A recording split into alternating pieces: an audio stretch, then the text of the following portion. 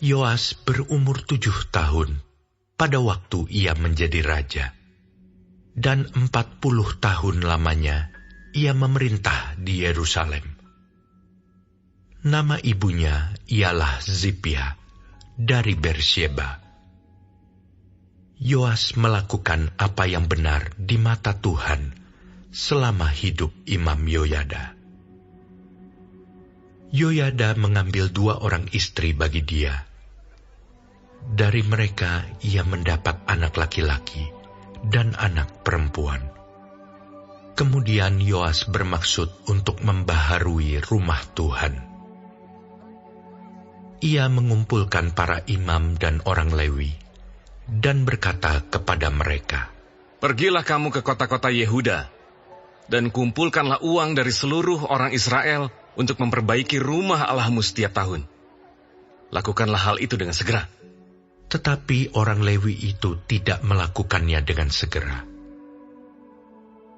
Lalu raja memanggil imam kepala Yoyada dan bertanya kepadanya, "Mengapa engkau tidak menuntut kepada orang-orang Lewi untuk membawa dari Yehuda dan dari Yerusalem pajak yang dikenakan Musa, hamba Allah itu, kepada jemaah Israel untuk kemah tempat hukum Allah?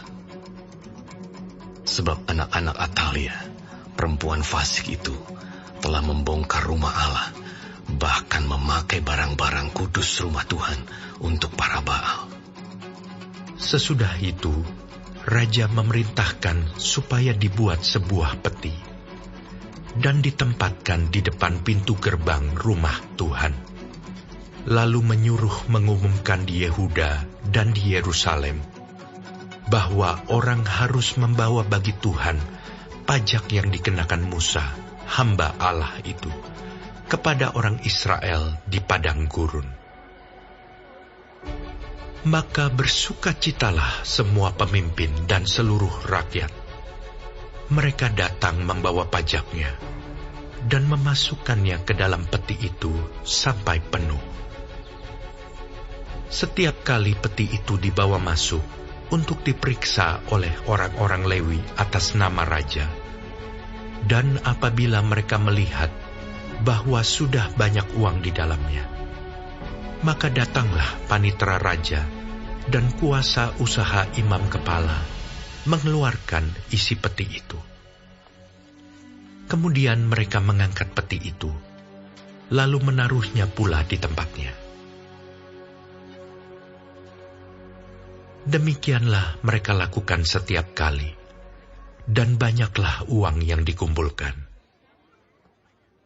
Raja dan Yoyada menyerahkan uang itu kepada mereka yang memanduri pekerjaan pada rumah Tuhan. Mereka ini mengupah tukang-tukang pahat dan tukang-tukang kayu untuk membaharui rumah Tuhan. Juga tukang-tukang besi dan tembaga untuk memperbaiki rumah Tuhan. Setelah itu, mulailah tukang-tukang itu bekerja. Pekerjaan perbaikan maju di bawah tangan mereka.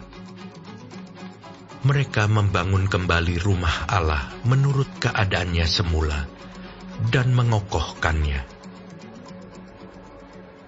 Setelah mereka selesai, mereka membawa uang yang kelebihan kepada raja dan Yoyada. Uang itu dipakai untuk membuat perkakas-perkakas rumah Tuhan, yakni perkakas-perkakas untuk penyelenggaraan kebaktian, perkakas-perkakas untuk korban bakaran, juga cawan-cawan, dan perkakas-perkakas emas dan perak. Sepanjang umur Yoyada, korban bakaran tetap dipersembahkan dalam rumah Tuhan.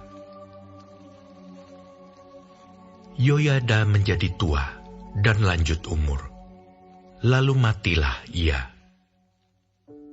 130 tahun umurnya ketika ia mati. Ia dikuburkan di kota Daud di samping raja-raja, karena perbuatan-perbuatannya yang baik di Israel terhadap Allah dan rumahnya. Sesudah Yoyada mati, pemimpin-pemimpin Yehuda datang menyembah kepada raja. Sejak itu, raja mendengarkan mereka. Mereka meninggalkan rumah Tuhan, Allah nenek moyang mereka, lalu beribadah kepada tiang-tiang berhala dan patung-patung berhala.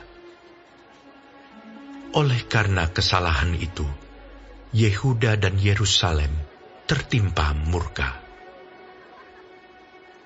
Namun Tuhan mengutus nabi-nabi kepada mereka, supaya mereka berbalik kepadanya. Nabi-nabi itu sungguh-sungguh memperingatkan mereka, tetapi mereka tidak mau mendengarkannya.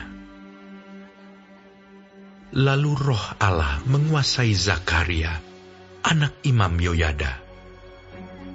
Ia tampil di depan rakyat dan berkata kepada mereka, "Beginilah firman Allah.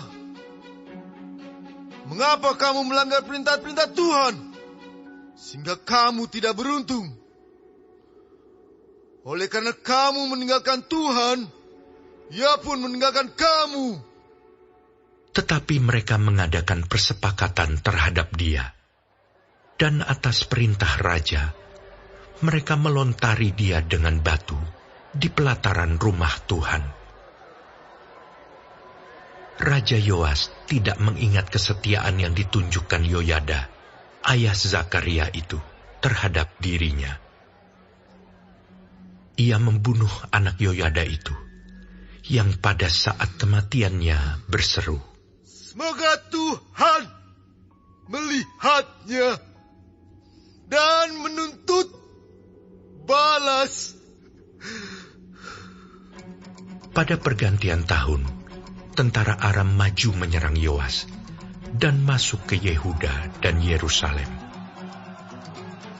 Dari bangsa itu, semua pemimpin habis dibunuh mereka, dan segala jarahan dikirim mereka kepada raja negeri Damsyik. Walaupun tentara Aram itu datang dengan sedikit orang, namun Tuhan menyerahkan tentara yang sangat besar kepada mereka, karena orang Yehuda telah meninggalkan Tuhan, Allah nenek moyang mereka. Demikianlah orang Aram melakukan penghukuman kepada Yoas. Ketika mereka pergi daripadanya, mereka meninggalkannya dengan luka-luka berat. Pegawai-pegawainya mengadakan persepakatan terhadap dia karena darah anak Imam Yoyada itu, lalu membunuhnya di atas tempat tidurnya. Ia mati dan dikuburkan di kota Daud, tetapi tidak di pekuburan raja-raja.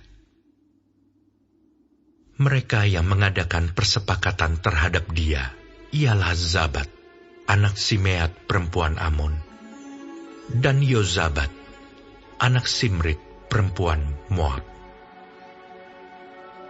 Tentang anak-anaknya dan ucapan-ucapan ilahi yang banyak terhadap dia, serta tentang perbaikan rumah Allah, semua itu tertulis dalam tafsiran kitab Raja-Raja. Maka Amazia anaknya menjadi raja menggantikan dia.